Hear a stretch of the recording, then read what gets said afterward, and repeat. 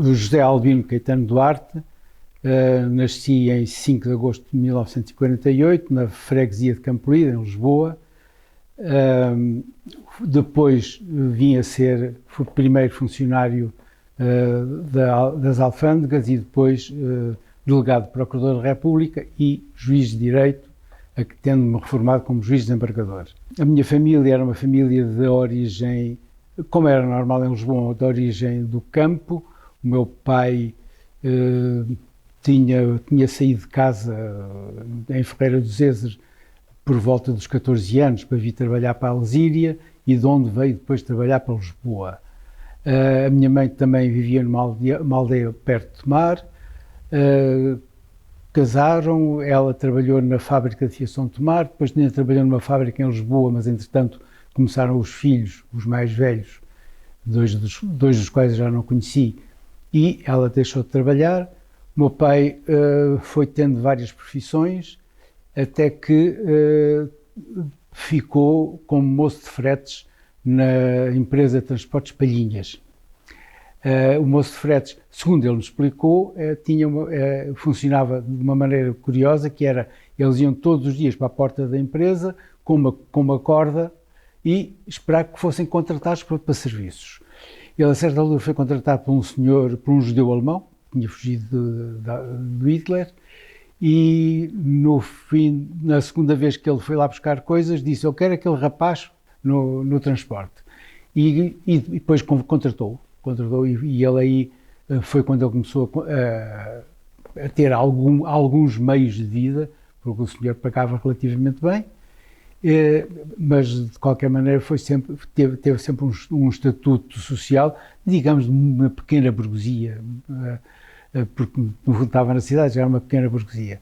Entretanto, eu por acaso, acabei por ir para a Faculdade de Direito, por umas coincidências. Eu fiz a escola primária num colégio de padres, nos Salesianos, aqui em Lisboa, e resolvi que tinha vocação para padre e fui para o seminário, de onde saí 3 anos depois. Quando saí, a única hipótese de correspondência era com o liceu, não era com a escola comercial, porque o meu pai, que tinha só a 3ª classe, tinha a preocupação de dar um curso aos filhos e deu aos meus 2 irmãos o 5º ano do curso comercial. Como eu tive de ir para o liceu, pelo menos até o 5º ano estava tudo resolvido. Mas o 5º ano do liceu não dava saída profissional. Aí, nessa altura, o meu irmão mais velho já estava casado, o outro já estava empregado e o meu pai já tinha uma situação um bocadinho melhor, e então ele decidiu que eu poderia continuar até o 7º ano. Eu aí, por razões de opção por letras, opção por latim, fui para Direito, sem saber o que é que iria fazer na vida, e acabei como juiz de Direito. Como é que era o bairro de Campolide e o associativismo, se havia, se não havia? Associativismo, em princípio, não havia, embora houvesse 2 ou 3 clubes, um centro de recreio, dos centros de recreio popular que o regime anterior criou no bairro da Calçada dos Mestres. Havia lá um centro que não tinha atividade praticamente nenhuma. Havia depois 1 ou 2 clubes, o com mais atividade, que era pouca, era o Campolide Atlético Clube, no Alto Campolide, que tinha uma sala de jogo, a tradicional sala de jogo clandestina, uns bilhares, e depois tinha umas aulas de balé, não tinha atividade praticamente nenhuma. De resto, Campolide funcionava ainda muito como uma aldeia, as pessoas conheciam-se todas, falavam-se todas, cruzavam-se na rua e cumprimentavam-se, e portanto ainda era um bocadinho uma vida da aldeia, embora fosse já dentro da cidade, mas estava naquela época ainda muito fora do centro. Atualmente está no centro da cidade, portanto já mudou, mas naquela altura ainda era uma pequena aldeia, que tinha ainda por cima, tinha ao lado o bairro da Liberdade, com todos os problemas que o bairro da Liberdade sempre teve. Quer dizer, nunca foi de barracas. Barracas havia no Tarujo e na Rabicha, portanto ao fundo da rua de Campolide. E haveria outras também pelo lado da Rua do Garcia, da Calçada dos 7 Moinhos. Mas o bairro da Liberdade não era o bairro de casas de construção, casas pequenas de construção, de má construção, e onde de facto se criou um ninho de gente que se dedicou ao crime, etc. Aliás, alguns dos presos mais famosos dos anos 70 eram quase todos originários do bairro da Liberdade. Claro que o bairro era muito pobre, as pessoas eram pobres e viviam com dificuldades. Digamos, havia, por exemplo, em frente à casa onde os meus pais vivia com os meus pais, havia uma senhora que tinha um palacete. Isto era uma casa com resto de chão e primeiro andar que era dela e que tinha por trás, que dava ainda por cima para a rua de trás, e onde ela tinha garagem e tudo, e tinha um Cadillac. Isto nos anos 60, ter um Cadillac era uma coisa espantosa, mas havia 2 ou 3 pessoas assim. De resto era tudo, de facto, num bairro muito pobre. Vamos lá ver, eu fui-me politizando porque eu quando saí do seminário vim com uma ideia que era a ideia da justiça. E a justiça aplicava-se à situação social, do social. Depois comecei a ter outras leituras, menos católicas, e comecei a perceber que era necessário criar uma sociedade diferente. Mas sem ter atividade nenhuma, quer dizer, mas, digamos, uma impressão minha, que eu vim a revelar quando de facto apareceu as eleições de 69 e havia aquela esperança que o governo de Marcelo alterasse as coisas, e fui à procura da CDE de Lisboa, onde acabei por entrar na reunião da freguesia, das pessoas da freguesia, em que se decidiu se há eleições ou não, e depois acompanhei, votei na CDE com o meu voto metido no envelope da ANP, porque os votos da ANP iam para casa, por correio. Da oposição tínhamos de ir buscar. E então, para não haver dúvidas, porque havia de ver gente, eu levava o meu voto dentro do envelope da ANP. Acabadas as eleições, que foram perdidas, como era de prever, e depois disso é que a Comissão extinguiu-se, era a Comissão Eleitoral, extinguiu-se, mas passou a Movimento de Oposição Democrática. E esse Movimento de Oposição Democrática apostava em várias atividades, uma delas atividades culturais na zona onde se vivia. No fundo, o Movimento de Oposição Democrática eram aqueles que tinham votado contra o governo na CDE, havia outros que votaram contra o governo, que é o CEUD, mas a CEUD nunca teve grande atividade, a CDE teve, até porque tinha toda a tradição já de muitos anos. E, portanto, eles resolveram, não vamos parar com a atividade, temos as pessoas, vamos continuar a fazer agitação, cultural e outras atividades. Eu peguei nessa parte da agitação cultural e é nessa altura que eu descubro que há um clube em Campolide, o Campolide Atlético Clube, que não serve para nada. Com alguma dificuldade, o processo não foi linear, consegui chegar à fala com o presidente do clube, que por acaso era uma pessoa acessível e relativamente contra o regime. Começámos a falar e começámos a integrar e a arranjar um grupo de gente nova, em que, aliás, na altura, eu com 21 anos era dos mais velhos, que começou a ir lá, começámos a jogar bilhar, e nunca tivemos autorização de entrar na sala de jogo. Começámos a fazer outras atividades, fazer sessões de poesia, sessões de canto, das pessoas que me recordo lá terem ido, foi o Tossan, o Manuel Freire, que toda a gente adorou, enchemos a sala, toda a gente adorou, e estavam sempre a perguntar quando é que vocês cá atrás é outra vez o Manuel Freire. Estamos a falar em 69, 70. E isto, qual era o interesse disto? É que, de facto, estas sessões permitiam que as pessoas ouvissem coisas que normalmente não ouviam, nem tinham conhecimento. Portanto, os poemas que eram cantados, os poemas que eram ditos, ajudava-as a abrir um bocadinho a cabeça. Fizemos uma coisa sobre urbanização com o arquiteto Nuno Portas. Fizemos uma sessão de introdução ao jazz com o Raul Calado. levámos lá também o Carlos Paredes, portanto, fomos tendo algumas atividades. Na sessão com o Raul Calado, lançámos a ideia de fazer um grupo de teatro. Dois de nós fizeram uma cenazinha de uma peça de teatro e convidámos gente nova para aparecer. Essa gente nova apareceu em número razoável, para aí uns 20 rapazes e 2 ou 3 raparigas. Na altura ainda, os paizinhos ainda deixavam as meninas ir assim. Pronto, depois essa ideia frutificou, nós conseguimos fazer uma sessão, não propriamente de teatro, mas uma sessão de leitura de textos, mais de leitura de textos do que de teatro, porque não foi bem encenada, mas com música, sobre um tema que na altura era um tema pouco recomendável, que era racismo.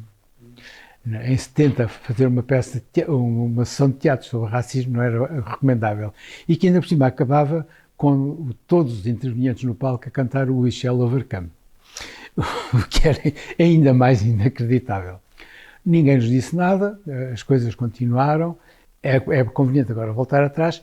Claro que eu não conhecia ninguém, eu não conhecia o Manuel Freire, não conhecia o Tossan, não conhecia o Raul Calado, e por trás de mim, digamos assim, por trás de quem estava, eu no fundo foi quem encabeçou aquele movimento, por trás de mim estava um grupo, que era o grupo da CDE, agora é MOD, que ia apoiando, conhecia toda a gente, que ia fazendo contactos, que ia proporcionando contactos, e que eu muito mais tarde, há uns anos mais tarde, percebi que era a célula do Partido Comunista da freguesia.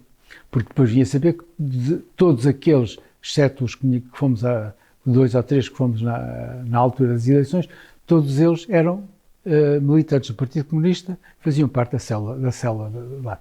Nunca se identificaram como tal, nunca promoveram de alguma maneira a nossa entrada para o partido. Aliás, houve um de nós que veio a ser convidado só muito mais tarde, é que eu soube que foi nessa altura, mas, portanto, eles é que estavam por trás e iam-nos ajudando. Na história do teatro, depois da sessão de teatro, eu pensei, temos de continuar, isto é para continuar, mas eu não sou encenador. Não tenho jeito para isso. Ou melhor, não sei se tinha, não quis arriscar. E então a retaguarda avançou com o nome do Joaquim Penite, que foi lá, que tomou conta do teatro, com quem me compatibilizei ao fim de 2 semanas de ensaios, e eu disse-lhe, pronto, isto tu estás a tomar conta disto, tu és um encenador, eu estou-te a prejudicar, eu vou-me embora. E depois foi o Grupo de Teatro Campo Limpo, que agora é o Grupo de Teatro Almada, que felizmente, ainda bem que eu saí, porque aquilo frutificou. Fiz algumas outras coisas, como distribuir isto. O distribuir era colocar em certas zonas de freguesia panfletos. Assim, um monte de panfletos do movimento, por exemplo, no 1º de Maio, recordo no 1º de Maio fizemos isso. Nada do PCP, sempre da organização unitária. Uma organização unitária, sempre. Por exemplo, quando abriu o recenseamento, andámos a colar, a fugir à polícia, a colar cartazes a apelar ao recenseamento, porque havia recenseamento, mas não se incentivava o recenseamento. E, portanto, nós tínhamos de andar de noite, era um mini, eu estava no banco de trás com os posters ao meu lado, e quando chegávamos a um sítio vimos que não havia polícia, eu rapidamente punha cola no póster, o do banco da frente saía, colávamos na parede e voltávamos para o carro para sair. Portanto, eram estas pequenas atividades, estas pequenas, que no fundo não teriam resultados evidentes naquele momento, mas que iam continuar com isso. A minha dissidência com o Benite foi porque eu, ingenuamente, tinha a ideia que aquele grupo de teatro era um grupo de teatro para agregar a gente nova de Campo Limpo. O Benite queria fazer daquele grupo um grupo de teatro, como deve ser, e como fez, de facto. E por isso começou a chamar gente de fora da freguesia, gente que ele conhecia para o grupo. E aí nós entramos em confronto porque eu achava que eles estavam a mais, ele achava que eu estava a impedir o caminho dele. Mas pronto, ainda bem que ele de facto optou por aquela ideia, porque fez um bom grupo de teatro. Embora dos que começaram em Campolide, poucos, acho que nenhum chegou a entrar, por exemplo, a Almada já nenhum foi, e logo mesmo nas peças feitas em Campolide entraram mais na parte técnica, na música, não propriamente como atores. Houve um ou dois, mas que já nem chegaram à Almada. Tinham algum impacto, sim, por exemplo, o Manuel Freire encheu a sala, o Raul Calado também encheu a sala, a do Nuno Portas nem por isso, estávamos uns 20 ou 30. Por exemplo, o Carlos Paredes encheu a sala, portanto, a peça sobre o racismo encheu a sala por 2 vezes. Portanto, quer dizer, tinha algum reflexo nas pessoas, efetivamente. Foi criando, e mesmo havia um grupo de jovens um bocadinho mais velhos do que nós, que andavam na casa dos... Portanto, nós estávamos na casa dos 20, 21 anos, eles estavam na casa dos 24, 25, e que tinham uma equipa de basquete, que não sei onde é que eles jogavam, porque o clube não tinha campo. Portanto, era um grupo à parte, mas que acabaram de começar a integrar também, o que era sinal que a nossa mensagem estava a passar um bocadinho. Primeiro vai para o seminário, em que ano? Em 59. 59. Ao fim de 3 anos. Saiu em 61. Depois conclui o 7º ano. Sim, em 66. E entra para a Faculdade de Direito de Lisboa, a clássica. Em que ano? Em 66. Na faculdade nunca tive atividade, digamos, de destaque.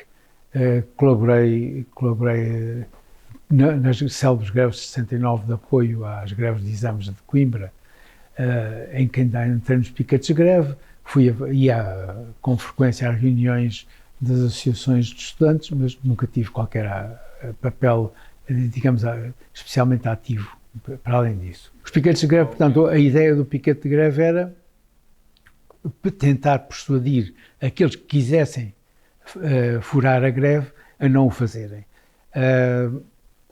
Curiosamente, um dos piquetes de greve em que eu estive foi furado por 3 pessoas muito conhecidas neste país,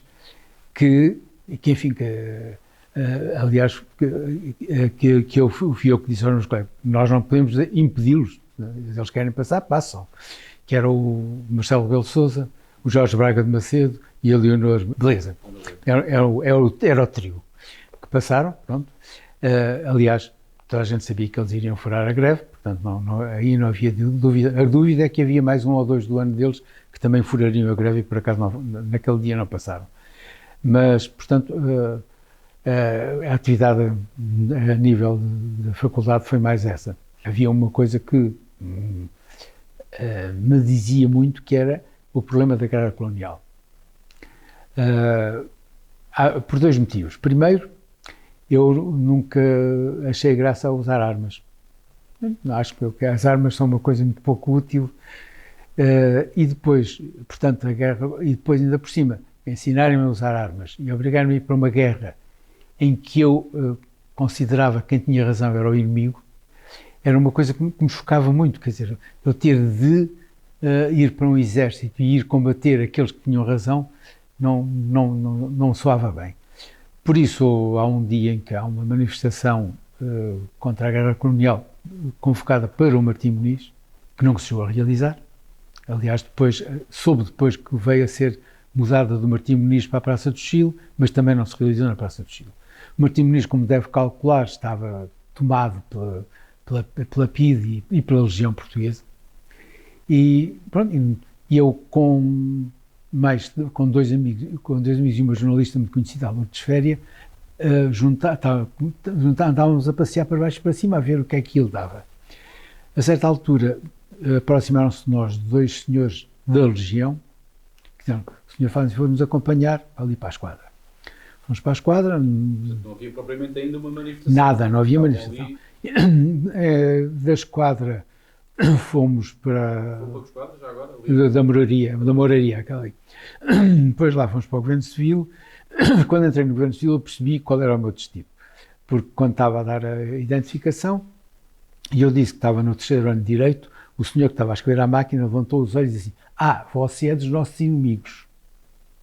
Pronto, percebi, tenho destino traçado. Cheguei lá abaixo aos calabouços e disse aos amigos que tinham ido comigo, daquele grupo que tinha sido apanhado, disse: olha, amanhã de manhã tu vais a minha casa dizer que eu fui para Caxias. Tu és maluco. Eu vou para Caxias, amanhã não te esqueças. Claro que fui. Era um calabouço estávamos 20 pessoas, se nós estivéssemos lá a passar a noite não dava sequer para nos sentarmos quase. Portanto, era uma coisa...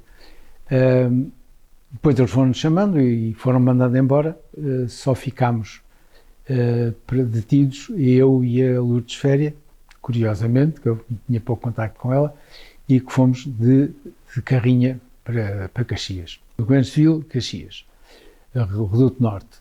No Reduto Norte meteram-me num quarto, porque no Reduto Norte não havia celas, eram quartos, eufemisticamente. Entraram num quarto e no dia seguinte de manhã, então trouxeram a António Maria Cardoso para fazer a identificação. Isto tem um pormenor curioso, que eu devo ter estado na António Maria Cardoso para aí entre as 11 e o meio-dia, 11 e uma da tarde, e por essa hora o meu pai esteve na António Maria Cardoso a perguntar se eu tinha sido detido. Já tinha falado com os tribunais, com os hospitais, e eu não estava em lado nenhum, portanto foi lá. E eles disseram, nunca tivemos ninguém com esse nome, não temos cá. E eu estava no próprio edifício. Isto é curioso porque era uma das formas que eles tinham-nos a machucar. Era o não dizer nada. Nunca me disseram de que é que me acusavam ou de que é que não me acusavam. Depois tinham aquelas pequenas picardias que, para uma pessoa que nunca imaginou aquilo, deixam a pessoa psicologicamente em baixo. Por exemplo, um dia o guarda prisional abriu o ferrolho e disse: então, qual é o seu jornal? Jornal? Mas eu não tenho jornal. Mas posso ter um jornal? Pode comprar. Então, olha, eu queria o Diário de Lisboa. Não, esse não. Por exemplo, a cela tinha uma casinha de banho, um cantinho, casa de banho, com sanita, bidé e um chuveiro. Mas não havia papel higiênico, portanto, a primeira vez que eu tive de lá ir, eu fiquei, agora o que é que eu vou fazer? A única hipótese era passar para o bidé e lavar-me, não havia outra hipótese. Havia estas pequeninas coisas que, de facto, iam corroendo a pessoa. E depois o não saber nada, porque eles, quando me identificaram no dia a seguir à detenção, a 20 de fevereiro, não me disseram nada. Identificaram-me apenas. Passados 8 dias, um dia à noite, diz-me, prepare-se, vai a Lisboa. Preparado estava eu, claro. E em Lisboa, então, nesse dia, tive uma noite de estátua, não me deixaram dormir nem sentar, sem interrogatório. O interrogatório foi no outro dia de manhã, na noite inteira. Aí, com este aspecto, o agente que ficava comigo, para não me deixar sentar nem dormir, mudava de 2 em 2 horas. E, portanto, apanhei de tudo, desde um extremamente simpático que conversou comigo, mostrou o jornal, a um carrancudo, não disse uma palavra durante 2 horas. Portanto, e tudo isto mexe com a pessoa, quer dizer, é difícil explicar, mas mexe connosco. No outro dia fizeram um interrogatório, confrontaram-me com os livros que tinham aprendido em casa. Os meus pais voltaram a casa, estavam a almoçar, batendo-lhes à porta. Era a PIDE, queria ir revistar o meu quarto. E foram, e trouxeram 17 ou 18 livros, porque, segundo me disse um dos meus irmãos, quando perceberam que ela estava, conseguiram esconder alguns. Livros sobre a ditadura do proletariado do Lenin, outro era uma revista sobre a economia marxista e a reforma do tempo do Khrushchev. Creio que o Café do Lenin também estava. Já não me recordo dos outros, mas acho que havia um livro do Marcuse. Eram vários livros. Mas Os livros dele nem me aborreceram muito foi com outra coisa. Eu tinha um póster do Che, que me tinham dado do tempo das greves de Coimbra. E um amigo meu, que na altura estava em Coimbra, trouxe-me o póster. Eu tinha o póster em cima da secretária, e eles aí, mas porquê é que tem este? Ofereceram-me. Mas o que é que isto significa? Não significa nada, é um revolucionário apenas, mas eles ficavam muito, sentaram muito nisso. Eles no fim disse-me sim senhor, nós estamos satisfeitos, o senhor vai em liberdade. Isto numa sexta-feira. Contente, eu voltei para Caxias e depois sábado, domingo, segunda, nas notícias. Terça, quarta, e quer dizer, a pessoa vai continuar, como é que é, então dizem que eu vou em liberdade e agora mantém-me aqui dentro, o que é que se passa? Porque eu estive sempre incomunicável. Na sexta-feira, por acaso tinha sido preso numa sexta, foi na sexta-feira, às 6 da tarde, o guarda abre uma porta, olha, prepare-se, reúna as suas coisas que você vai em liberdade. Eu fico a olhar para ele, vou em liberdade, mas pois, o senhor é em liberdade, está livre. Então, e agora como é que eu vou para Lisboa? Na altura era um bocado complicado. Vou para Lisboa. Olha, não sei, o senhor é que tem. Não, mas não tem. Olha, deve estar a sair agora uma carrinha para António Maria Cardoso, se quiser nós pedimos para ele esperar por si para o levar para Lisboa. E então eu fui em liberdade numa carrinha da PIDE até Alcântara, onde então tomei o autocarro para ir para casa. Eu tinha barba na altura, raparam-me a barba, tiraram os óculos, porque tinha havido a história do Rui Despiné, que se tinha tentado suicidar com as lentes dos óculos. Portanto, eles tiravam os óculos, mas depois restituíram-nos, retiraram-me o relógio, tiraram-me o cinto, o tradicional nestas coisas. Pronto. Depois disto, só reflexos disso. 4 dias depois, eu fui dar uma explicação, na altura dava explicações, e cheguei ao Alto Campolide, a uma café que se calhar já não conheceu, a Pastorinha, era onde está agora a Valenciana. E como a explicação era às 11, eu cheguei ao Alto Campolide, a 11:15, entrei na Pastorinha, agarrei na Bola ou no Record, já não sei qual era o jornal, e vi um café e estive ali a folhear aquilo. Dei a explicação, acabou ao meio-dia, chego a casa e diz-me assim a minha mãe, já foste para o café outra vez? Mas como é que é? Mas porque é que me sabe? Veio aqui a Dona Virgínia dizer-me que tu já foste para o café. Mais tarde é que eu percebi o que era. A Dona Virgínia era a mulher do alfaiate, que era lá na rua. E o alfaiate, de facto, isso eu sabia, tinha clientes que eram da PIDE, que fazia fardas para eles. Mais tarde ia perceber, ele era informador da PIDE. E, portanto, eles viram-me, um informador viu-me no café e foi-lhe dizer, olha, que o seu menino que você defendeu já está no café outra vez. E a mulher, como ouvi, foi dizer à minha mãe. Portanto, isto é para dizer a controle que havia muito próximo. Depois, mais tarde, eu ainda na faculdade concorri para a alfândega. O alfaiate, que era informador, poderá ter contribuído para a sua prisão? Ou seja, alguma informação? Não, ele tentou, pelo contrário, tentou amenizar a minha situação, porque como me conhecia, como era amigo da família, tentou amenizar. Nesse aspecto, não posso dizer mal dele. Mas depois concorri para a alfândega, fui admitido e quando fui chamado, tive a tratar dos papéis e um deles era o certificado de registro criminal. 8 dias depois, certificado de registro criminal não há. 15 dias depois, não há. 3 semanas depois, diz-me um funcionário, o senhor, já é estranho, o senhor nunca esteve preso? Não, nunca tive, mas pensei para mim, já sei. Consegui ir falar com o comissário principal do Governo Civil, por amizades de um dos meus irmãos, e curiosamente, quando entro no gabinete dele, percebo que era o comissário que estava de serviço quando eu fui preso e que me teve a gozar no pátio do Governo Civil quando eu já estava para ir para Caxias. Está aqui, não quero fumar um bocadinho, não tenho dinheiro para comprar, não tenho tabaco, não tenho dinheiro para comprar. Eu ofereço um maço de tabaco, vou buscar um maço de tabaco para me dar. Então, portanto, eu quando vi, pensei, o senhor não me conhece, eu conheço, mas ele não me conhece, não há problema.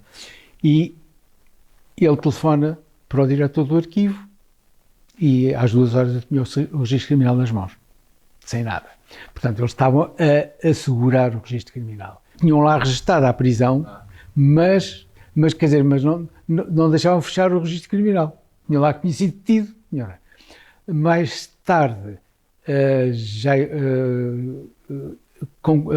um amigo meu propôs-me que eu fosse para o Instituto do Trabalho e Previdência, que ele era chefe de gabinete do Ministro das Corporações e era o Ministro que decidia que aquilo era fácil.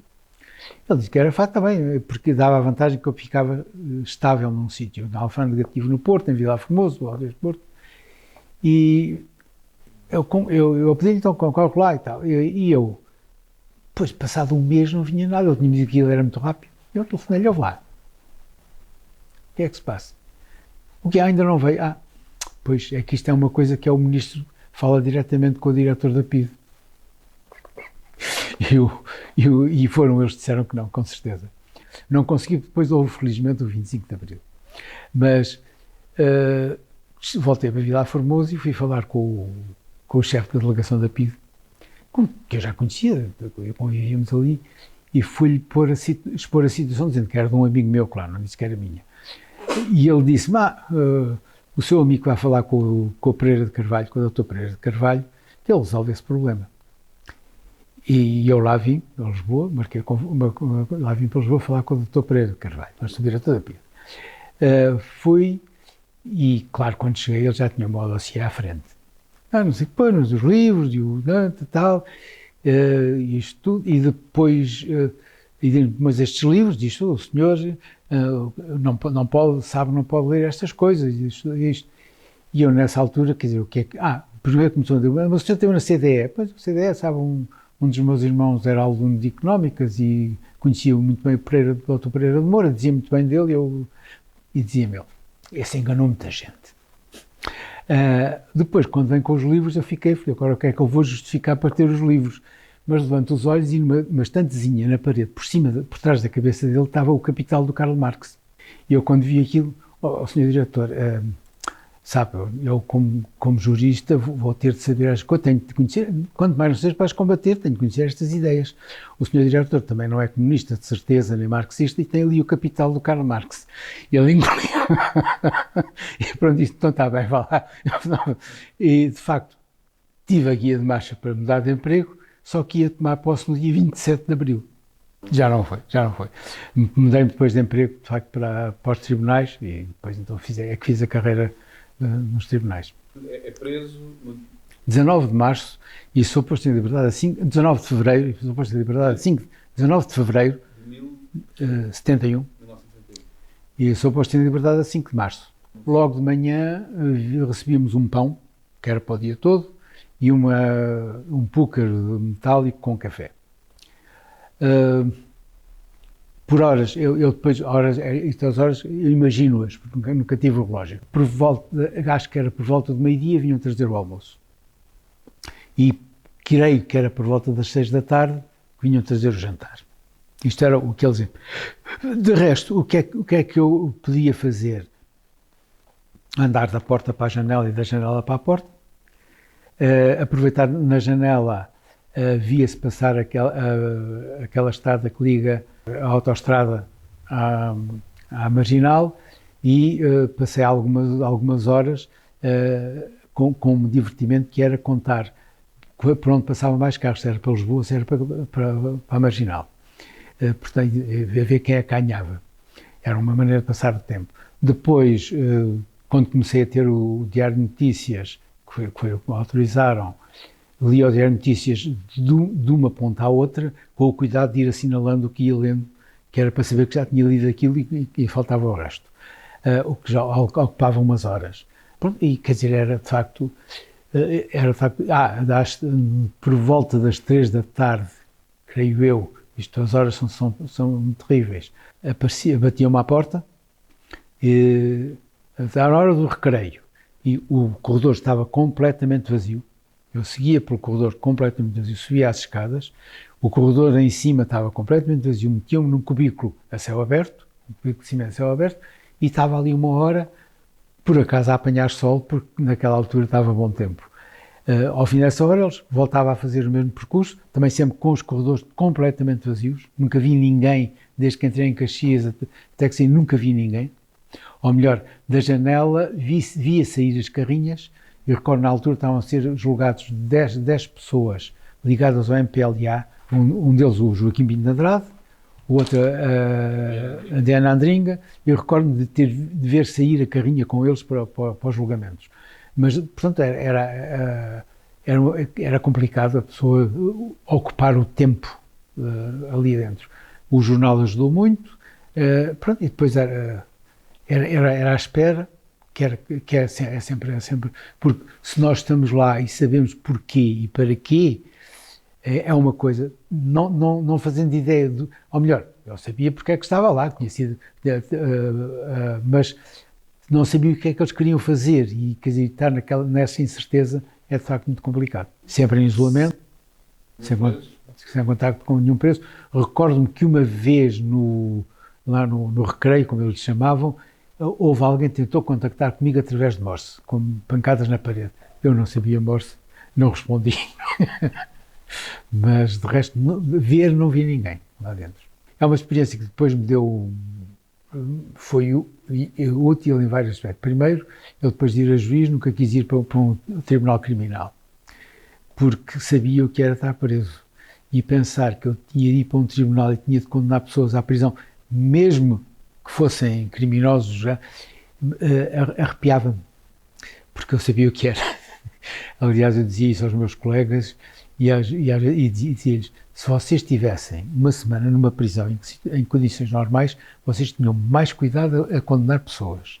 E eu também, no pouco tempo, também condenei pessoas a 7 e 8 anos de prisão, mas é diferente. A pessoa sente o que está a fazer, porque sente que aquilo é demasiado violento e depois não se sabe se tem alguma efetividade na recuperação das pessoas.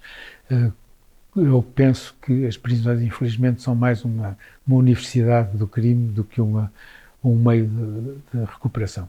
O meu pai nunca tinha tido qualquer atividade política, a não ser uma coisa que ele uma vez me contou e que eu achei muita piada. Por 36, 37, houve uma altura, antes de ir como moço de fretes para os Palhinhas, esteve desempregado. Há uma altura em que ele estava desempregado. E um nosso vizinho do prédio, que eu conhecia muito bem, foi ter com ele e disse-lhe: se quer um emprego, eu arranjo-lhe um emprego. Mas tem de se filiar na Legião Portuguesa. E ele disse: não, com essa condição não aceito.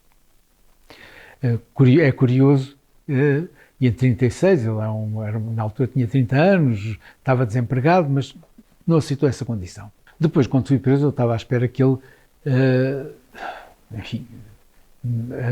reagisse à minha prisão.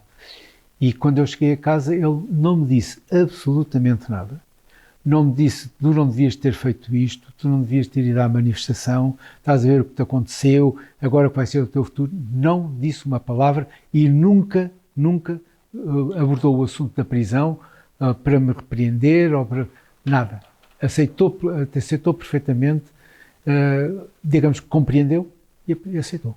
O que eu acho extraordinário, porque uma pessoa com pouca cultura, porque ele só tinha a terceira classe, porque na altura que ele fez a terceira classe, havia um exame na terceira classe que era feito na sede do distrito.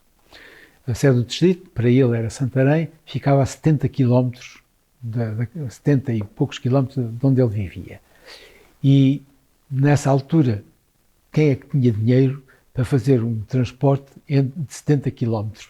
Ninguém. Portanto, ele ficou com a terceira classe, infelizmente, porque ele tinha uma grande capacidade, quer para contas, quer para escrever, tinha uma letra lindíssima, que eu tenho pena não ser capaz de ter uma igual. Aquilo que ele tinha era: os filhos tinham de estudar. Ele tinha de proporcionar aos filhos aquilo que não tinha podido ter. Na altura, quando começou, portanto, pensou no curso comercial, porque não tinha capacidade financeira para ir mais longe e porque o curso comercial dava um emprego direto. Curiosamente, qualquer deles depois acabou por fazer o acesso a económicos e qualquer deles se licenciou em economia. Mas aí já há conta deles. Eu fui o único que, a meias, me licenciei ainda com a ajuda dele, porque depois fiz vários trabalhos, desde a fazer inquéritos, a vender fotografias, a dar explicações para tentar amenizar o facto de ele me estar a pagar um curso que não tinha pago aos meus irmãos.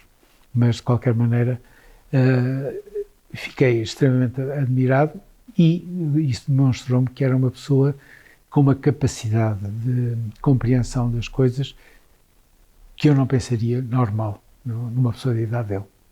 Tive, de facto, receio e desliguei-me da atividade política.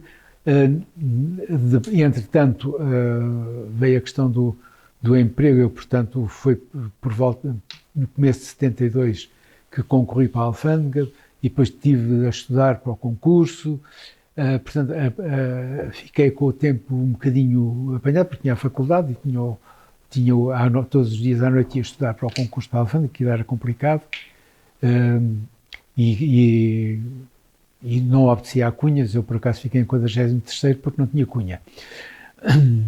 Os dois colegas que estudavam comigo, que sabiam ambos menos que eu, um ficou em 8º e outro em 11º, mas enfim, eu até sei quais eram as cunhas deles. Portanto, até por falta de tempo, por medo, abstraí-me um bocadinho e, inclusivamente, quando foi o 25 de Abril, no dia 25 de Abril, na madrugada de 25 de Abril, fui de Vilar Formoso para o Porto. Mas como o comboio demorava muito de Vilar Formoso até à Guarda, e portanto tinha de levantar muito mais cedo, resolvi ir apanhar o comboio à Guarda. Levantava mais tarde, ia de carro para a Guarda. E quando fui de carro para a Guarda, comecei a ouvir marchas militares na rádio. E eu pensei, marchas militares? Mas nem liguei, quer dizer, estranho. Depois, quando cheguei ao Porto, meti-me no autocarro para a Alfândega, e quando cheguei à Alfândega, os colegas, então já sabes o que é que se passou em Lisboa? O que é que se passou em Lisboa? Não sabia de nada. E, na altura, a minha ideia foi esta: o Caúles avançou. Só tive a certeza absoluta que o Caúles não tinha nada a ver com aquilo no 1º de Maio. 1º de Maio, de facto. Pronto, aí convenci-me, não há dúvida que isto mudou mesmo. Pronto, e depois do 25 de Abril, logo a seguir fui para os tribunais, ainda fui subscritor do pedido do MES, de inscrição do MES, e depois propus ser militante do MES, e um dos dirigentes do MES na altura disse-me: tenha juízo, você está nos tribunais, é melhor não se meter nisto, deixe estar à parte. E de facto depois não fui acompanhando, mas nunca tive atividade política. Para já há uma incompatibilidade, mas só com a atividade política pública, digamos assim. Nós não estamos impedidos de ser militantes de um partido, não podemos ter atividade pública. E depois também baloicei muito entre uns partidos e outros, e portanto também não. O meu partido, na altura, de facto, era o MES. Achava que era um partido, que era um socialismo um bocadinho mais socialista do que o PS, que foi sempre um socialismo muito moderado. E também não era propriamente o comunismo que na altura já se começava a saber o que é que tinha sido na sua realização prática. Depois o MES integrou-se no PS, depois eu fiquei sempre um bocadinho a hesitar entre o Partido Comunista e o Partido Socialista. Andei sempre ali assim um bocadinho, embora acabasse sempre por optar pelo Partido Socialista, um bocadinho na lógica do mal menor. Nos últimos 20 anos, também comecei a ter também alguma simpatia pelo Bloco de Esquerda, de que aliás o meu filho é militante, mas no fundo entre o Bloco de Esquerda e o Partido Socialista, agora digamos que é entre o Bloco de Esquerda e o Partido Socialista que ando, e depois vou votando ao sabor do momento, das consequências, etc. Mas depois, como simpatizante apenas, precisamente por ter tido essa resposta que era melhor não me filiar. Mas por exemplo, recordo-me de, pelos 70, acho que ainda em 70, eu estava em Arraiolos e houve uma coisa muito importante em Arraiolos, que era, havia os tapetes arraiolos e havia os painéis. E os esquemas para os painéis estavam em poder das tapeteiras que tinham tomado conta da fábrica oficial. E a certa altura, não sei bem como, há uma outra fábrica de um senhor lá de Arraiolos que anuncia que se vai mudar para o Brasil e que vai levar esses planos para os painéis. E na altura foi a Arraiolos o Sérgio Ribeiro, falecido recentemente, em nome do governo, desnacionalizar os papéis. E recordo que a nacionalização foi feita da janela da Câmara, e estando lá o Sérgio Ribeiro, o Presidente da Comissão Administrativa da Câmara e eu, estávamos lá os três. E, quer dizer, numa coisa que, como delegado, se calhar não devia de estar, mas enfim, mas estava lá, de facto, nisso. E, aliás, na altura, acompanhei aquela luta das tapeteiras e defendi, de facto, que aquilo ficasse lá, e acho que ficou. Aliás, o outro senhor, creio que não chegou a ir para o Brasil. Portanto, acompanhou de perto... Sim, acompanhei de perto essa luta, onde conheci o representante do Sindicato dos Têxteis, que foi lá apoiar a luta, e que era um homem agora muito conhecido, o Fernando Ribeiro Mendes, que foi secretário de Estado já, de quem eu fiquei amigo, porque conversava muito com ele era do MES, conversava muito com ele, e, portanto, isto são aquelas ligações que vão aparecendo, mas depois não tem sequência, porque efetivamente eu evitei depois a atividade, envolvi-me um bocadinho na atividade, digamos que sindical ou pró-sindical dos juízes, portanto, para retirar, havia uma associação de juízes, que agora é a associação sindical, que era controlada pelos meus colegas do tempo do Antigo Regime, como era evidente. E durante 4 anos andámos a lutar e até conseguimos ser nós a eleger a direção da associação e, portanto, a acabar com o reinado desses mais velhos. E na altura eu era considerado comunista. Os meus colegas, chegou a uma altura que um colega meu mais velho, depois cruzou-se comigo, porque você também é deles. Deles de quem? Dos comunistas. Está a brincar comigo. Pois você... Não. Depois, mais tarde, ele veio-me dizer, afinal eu enganei-me. A minha história é uma história relativamente insignificante, comparada com a história de muitos lutadores antifascistas e que lutaram antes do 25 de Abril e depois. Eu pensei, depois de ter aceito ir aqui, pensei, se calhar não vale a pena ir lá. Mas, ao mesmo tempo, acho que sim, por uma razão muito simples. No fundo, não foram só os militantes do Partido Comunista que tiveram aquelas perseguições e aquelas prisões que formaram a mentalidade das pessoas para que aceitassem um 25 de Abril e uma mudança de regime, foram todos estes pequenos pormenores, estes pequenos atos que contribuíram para isso. E, portanto, nesse aspecto também contribuiu um bocadinho, muito pouco, mas contribuiu um bocadinho. Orgulho-me do que fiz, tenho pena de não ter feito mais, mas fiz aquilo que podia na altura.